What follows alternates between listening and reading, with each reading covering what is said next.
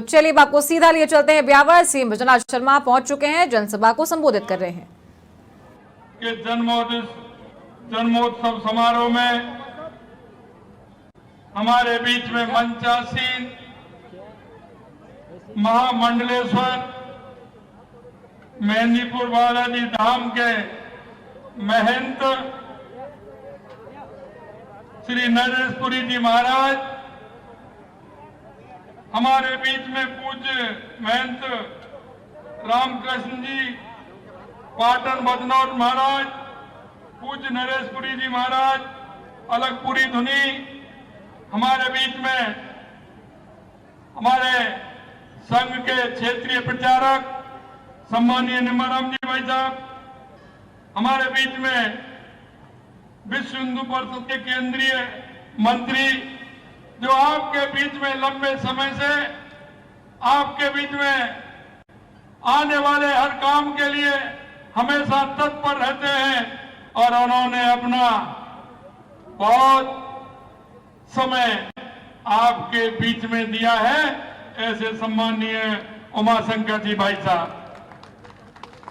हमारे बीच में मेरे केंद्रीय मंत्री परिषद के हमारे मंत्री भाई अविनाश जी गहलोत साहब, भाई सुरेश जी रावत साहब, हमारी राजसमंद की सांसद श्रीमती महिमा कुमारी जी, ब्यावर के हमारे विधायक शंकर सिंह जी रावत साहब, भीम के विधायक हरि सिंह जी रावत साहब, मसूदा के विधायक वीरेंद्र सिंह जी कानावत साहब, हमारे नगर परिषद ब्यावर के सभापति भाई नरेश कनौजिया जी, भाई छोटू सिंह जी खाना खेड़ा ब्यावर सेवा परियोजना समिति, पूरन सिंह जी रावत साहब, जन्मोत्सव समिति वीरम सिंह जी चौहान साहब, और मेरे सामने बैठे मेरे पूजा योग बुजुर्गों, नौजवान दोस्तों और इतनी बड़ी संख्या में आई मेरी माता बहनों, सबसे पहले तो मैं आपको नमन करता हूं, वंदन करता हूं, आप सभी का अभिनंदन करता हूं।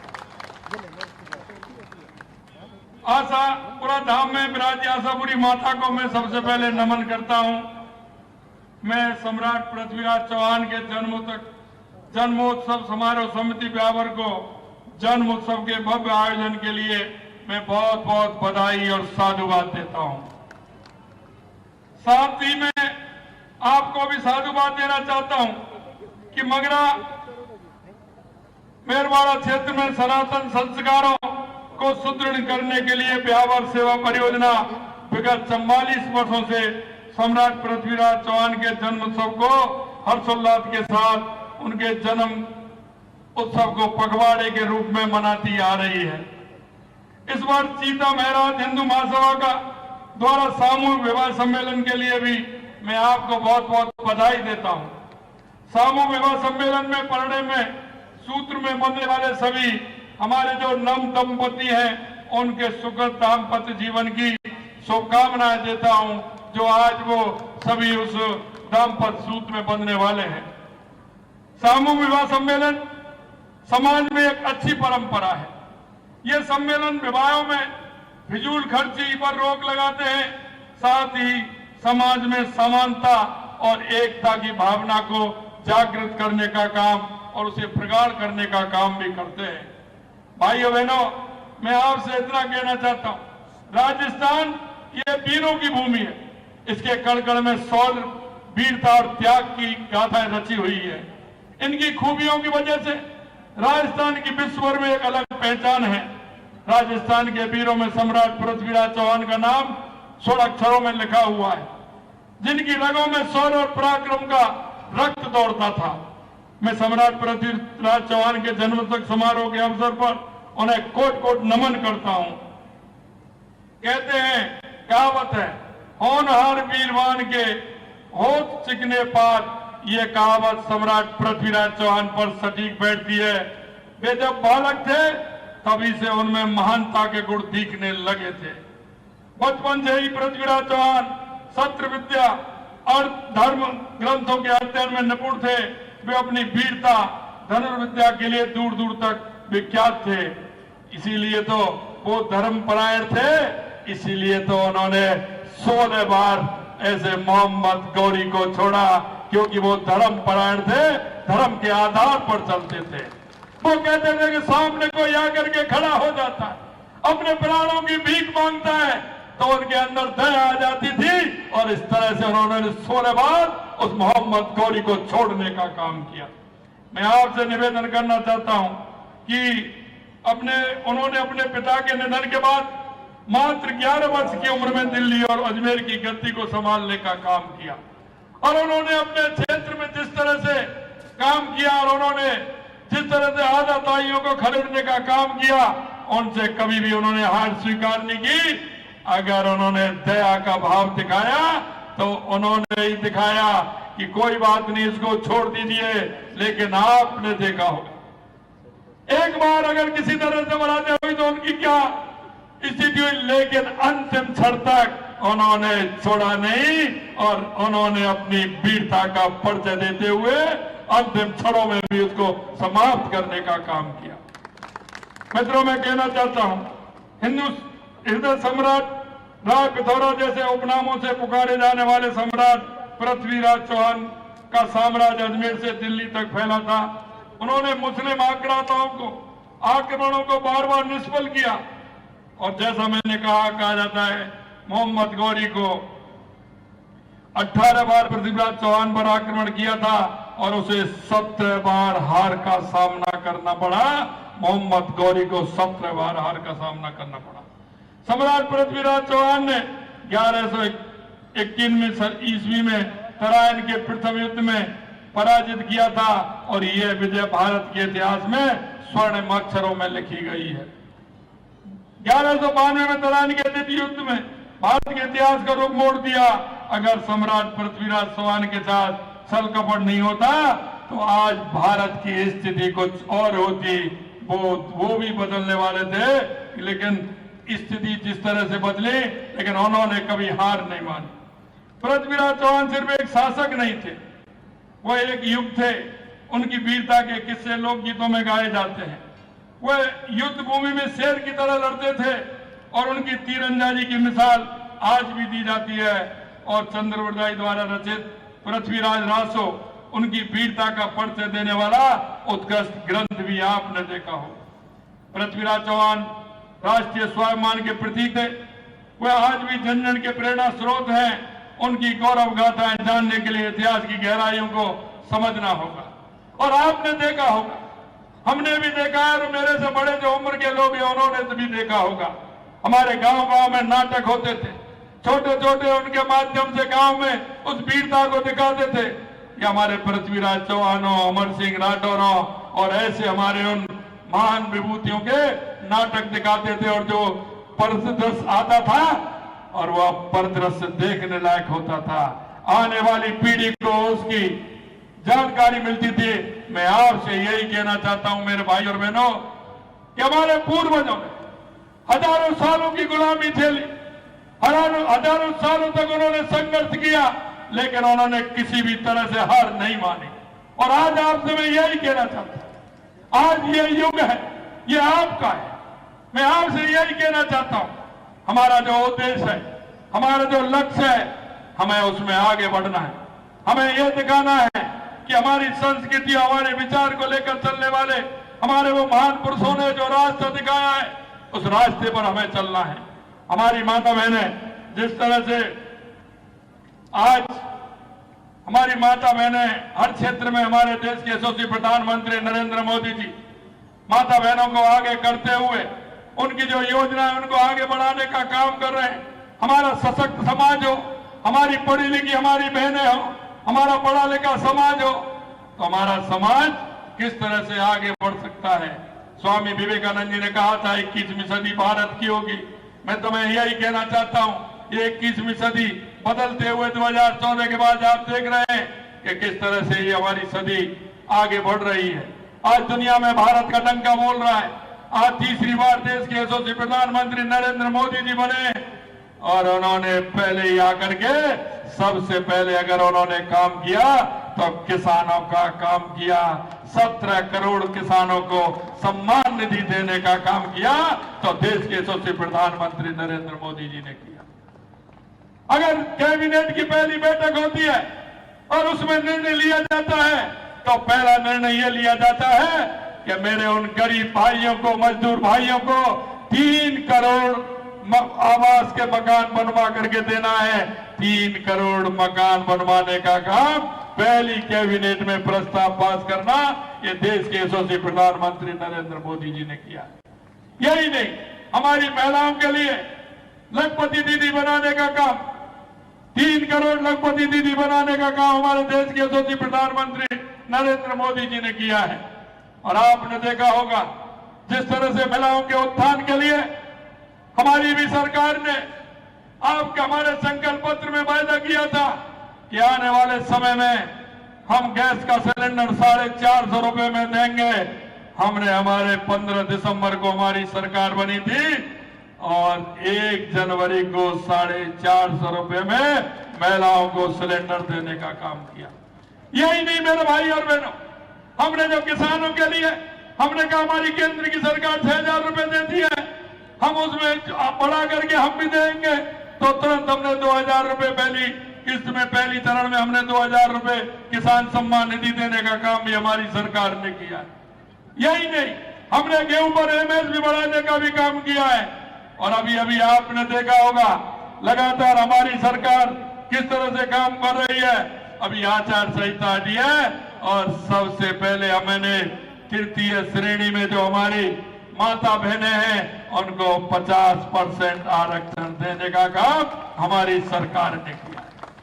यही नहीं, आज निर्णय लेते हैं, हमने जो कहा है वो कह करके बताते हैं। हमारा जो संकल्प पत्र था, हमने 45% संकल्प पत्र हमने 90 दिन में पूरा करने का काम किया। और अभी हमारा संकल्प पत्र पर हमने काम प्रारंभ किया है। मैं आपसे यही कहना चाहता हूं, विशेषकर मैं माता बहनों से कहना चाहता हूं कि हमारी सरकार पूर्ण रूप से हमारी माता बहनों के लिए समर्पित है, हमारे युवा, हमारे गरीब, हमारे मजदूरों के लिए समर्पित है। हमने जो आपसे वायदे किए वो पूरा करेंगे। और मैं आपसे यही कहना चाहता हूं मेरे भाई और बहनों, इस क्षेत्र की जो स्थिति है, आप इस क्षेत्र के बारे में अच्छी तरह से जानते हैं। माननीय उमाशंकर जी भाई साहब कितने दिनों से आपके यहाँ लग रहे हैं। मैं आपसे यही कहना चाहता हूं, जरा हमारे पूर्वजों को देखिए, पूर्वजों को देखिए, उन्होंने कितने संघर्षों के बाद हार नहीं मानी और वो लोहा लेते रहे।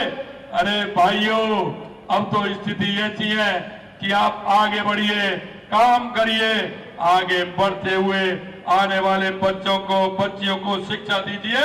आप, हमारी ये सरकार आपके लिए हर तरह से कटिबद्ध है। हम किसान और मजदूरों के लिए जिस तरह की हम योजना लेकर के आए हैं, लगातार आपने देखा होगा हमारी केंद्र की सरकार 80 करोड़ लोगों को खाद्यान्न के माध्यम से अन्न दे रही है। यही नहीं, आपने देखा होगा हमारी सरकार ने भी जो हमारे बुजुर्ग हैं, सामाजिक सुरक्षा पेंशन जिनको मिलती है, उनको भी आज तक किसी ने नहीं बढ़ाया। हमने 1,000 रुपए से पहली किस्त में 1,150 रुपए करने का काम हमारी सरकार ने किया। हमें पता है हमारी बुजुर्ग माता बहनें, हमारे बुजुर्ग जो है वो जब और बहन बेटी अपने की मां आती है तो हमारे किसकी तरफ देखती है? आती है ना हमारी बहन बेटी। जब हमारी बहन बेटी हमारे घर आती है तो हमारी माता बहनें कुछ देती है कि नहीं देती? जब जाती है वो देती है ना। तो हम यही बात सोचते हैं कि अगर हमारे भाई को, हमारी माता को, हमारे पिताजी को अगर पेंशन मिलेगी तो उस पेंशन से उसकी सेवा भी होगी। क्योंकि वो वादे हैं कि हर महीने 1150 रुपए आते हैं।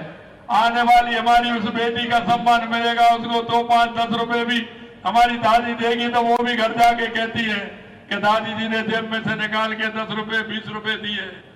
हमारी सामाजिक जो व्यवस्था है, इन सामाजिक व्यवस्थाओं को हम कैसे बनाए रखें, यह भी आवश्यकता है।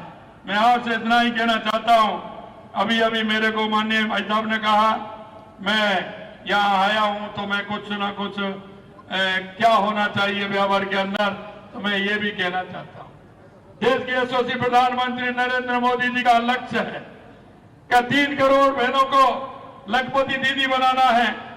हमारे यशस्वी प्रधानमंत्री जी लखपति दीदी योजना से मैं बहुत प्रभावित हूं। हमारी स्वयं सहायता समूह की 40 लाख महिलाएं जो सहकारिता विभाग में पंजीकृत है, 1000 फेडरेशनों से जुड़ी हुई हैं और 1000 फेडरेशन पूरे राजस्थान के अंदर जिस तरह से बन रहे हैं, महिलाओं की ये फेडरेशन उन्हें लखपति दीदी बनाने हेतु प्रयासरत है। मैं भारत सरकार के सहयोग से देश का प्रथम महिला निधि बैंक जो सहकारिता विभाग में पंजीकृत वित्तीय संस्था है के द्वारा लखपति दीदी बनाने हेतु महिलाओं को 2.5 इतने सस्ते में प्रतिशत में ब्याज मिलता है, जिससे स्किल डेवलपमेंट के माध्यम से हमारी बहनें काम करती हैं। यही नहीं, हमारी एक स्वयं निधि योजना है। उस स्वयं निधि योजना के माध्यम से पहले हमको 10,000 रुपए मिलते हैं, उसकी ब्याज नहीं दी जाती है। 10,000 रुपए का काम पूरा किया, अगर वो बढ़ दिए तो 20,000 रुपए मिलते हैं। अगर 20,000 रुपए बढ़ दिए तो फिर उसके 50,000 रुपए मिलते हैं। अगर 50,000 रुपए उसके बढ़ जाते हैं तो 1 लाख रुपए मिलता है, और 1 लाख रुपए बढ़ जाते हैं तो उसको 2 लाख रुपए तक मिलते हैं। उसकी कोई ब्याज नहीं होती है, सिर्फ वो अपने काम के माध्यम से उसको ठीक प्रकार से करें तो उन बहनों को इस तरह की योजना मिलती है। मैंने मेरी 2 बहनों को देखा, उन्होंने 10,000 रुपए लिए थे। उनके पिताजी एक संस्था के सामने ढकेल पर चाय बना करके बेचते थे। उनको 2 बहनें थी, उनके मन में आया कि हम कुछ और बनाएं। उन्होंने 10,000 रुपए का स्वनिधि से उन्होंने लोन लिया और उन्होंने 1.5-2 महीने के अंदर वो 10,000 रुपए चुका दिए, क्योंकि वो उस दुकान पर टोस्ट वगैरह बिस्किट वगैरह रखने लग गए और धीरे धीरे उन्होंने उसको भी चुकाया। आगे चला तो उन्होंने उसमें एक छोटी सी दुकान लगा करके उन्होंने और नाश्ते का सामान प्रारंभ कर दिया और उन्होंने 50,000 रुपए ले लिए। 50,000 रुपए भी चुका दिए। उन्होंने 1-1 लाख रुपए भी ले लिए। और उस बगल में एक दुकान पर दोनों बहनें ने एक दुकान किराए पे ली और पिताजी को भी ले लिया और उन्होंने 2-2 लाख रुपए लेकर के 4 लाख रुपए में एक बहुत बढ़िया दुकान चला करके अपनी आमदनी बढ़ाने का काम किया। मैं आपसे यही निवेदन करना चाहता हूं, हमारे देश के यशस्वी प्रधानमंत्री नरेंद्र मोदी जी इसके डेवलपमेंट के माध्यम से, स्वनिधि रोजगार के माध्यम से वो हमारी महिलाओं के उत्थान के लिए, हमारे युवाओं के उत्थान के लिए काम करते हैं। आज मैं यहाँ इसके लिए घोषणा करता हूं कि राज्य वित्त आयोग के द्वारा यहाँ क्षेत्रीय विकास योजना जिला नवाचार के माध्यम से एक सेंटर खोलने की मैं यहाँ घोषणा करता हूँ। वो सेंटर उन महिलाओं को सशक्त करने के लिए, उनको ट्रेनिंग देने के लिए और स्किल डेवलपमेंट के माध्यम से वो यहाँ ब्यावर और ओरपा क्षेत्र में हमारी महिला उत्थान के लिए काम करेगा। अंत में मित्रों, मैं इतना आपसे निवेदन करना चाहता हूं, सरकारें तो खूब आती है, लेकिन मैं आपसे कहना चाहता हूं 2014 के बाद देश के अंदर जो परिवर्तन आपने देखा है, 2014 के बाद जो देश में जिस तरह से विकास की योजनाएं हो, गरीब कल्याण की योजना हो, चाहे हमारे सीमाओं की सुरक्षा है, दुनिया में बढ़ता हुआ भारत का गौरव हो, वो आपने देखा होगा। मैं आपसे यही कहना चाहता हूं, देश के स्वाभिमान के लिए, देश के सम्मान के लिए, देश के विकास के लिए, गरीब के उत्थान के लिए, किसान के उत्थान के लिए, महिलाओं की शिक्षा के लिए, महिलाओं के उत्थान के लिए हम सभी को मिलकर के ये तो करना होगा, एक साथ चलना होगा, चल करके उन योजनाओं का लाभ लेना होगा। मैं एक बात अंत में आपसे और कहना चाहता हूं, मेरे भाई और बहनों, और मैं आपसे इसलिए निवेदन करना चाहता हूं, हम भी एक बात सोचें, हम इस देश के नागरिक हैं, हम नागरिकता का भान अपने आप में करें। हमारे बीच में, हमारे गांव में, हमारे मोहल्ले में अगर कोई ऐसा व्यक्ति रहता है, हमारी ऐसी माता बहनें रहती है, ऐसा कोई बुजुर्ग रहता है, ऐसा कोई गरीब रहता है, ऐसा कोई दिव्यांग रहता है, तो उसको लाइए, नागरिक होने का कर्तव्य भी निभाइए और उस योजना का पूरा पूरा उसको लाभ मिले, इसकी चिंता करना हर व्यक्ति का काम है, हर नागरिक का काम उनकी चिंता करना है। क्योंकि जब तक हर व्यक्ति, हर मनुष्य इस बात को नहीं सोचेगा कि इन योजनाओं का लाभ नीचे तक मिले, जब तक वो नहीं जाएगा। इसलिए इतना ही कहना चाहता हूं, हम नागरिक होने का कर्तव्य निभाते हुए उन योजनाओं को आगे बढ़ाते हुए, हमारे किसान की योजनाएं हो, इतनी योजनाएं हैं, लेकिन आप उन योजनाओं का लाभ उठाएं। मैं इतना ही कहना चाहता हूं, आप सभी ने मेरे को यहाँ बुलाया, मेरा जो मान और सम्मान किया, मैं पुनः वरवधु को बहुत बहुत शुभकामनाएं देना चाहता हूं और मैं निवेदन करना चाहता हूं कि इस दाम्पत्य जीवन इनका सुखी और समृद्ध अच्छा हो। आप सभी लोग आए, आपके लिए मैं बहुत बहुत धन्यवाद और साधुवाद देना चाहता हूं। आयोजकों ने जिस तरह का ये कार्यक्रम रखा है, निश्चित रूप से मन प्रसन्न है कि जिस तरह के आयोजन होने चाहिए वो आयोजन आपने किया है और समाज में दिशा देने का काम किया है। और मित्रों, मैं आपसे अंत में यही कहना चाहता हूं, समाज बहुत बड़ा होता है, समाज के अंदर जो भी बुराइयां हैं उन पर हमें विचार करना होगा। अगर मैं विचार बदल करके उस समाज को आगे ले जाना होगा। अंत में मैं आप सभी को बहुत बहुत धन्यवाद देता हूं।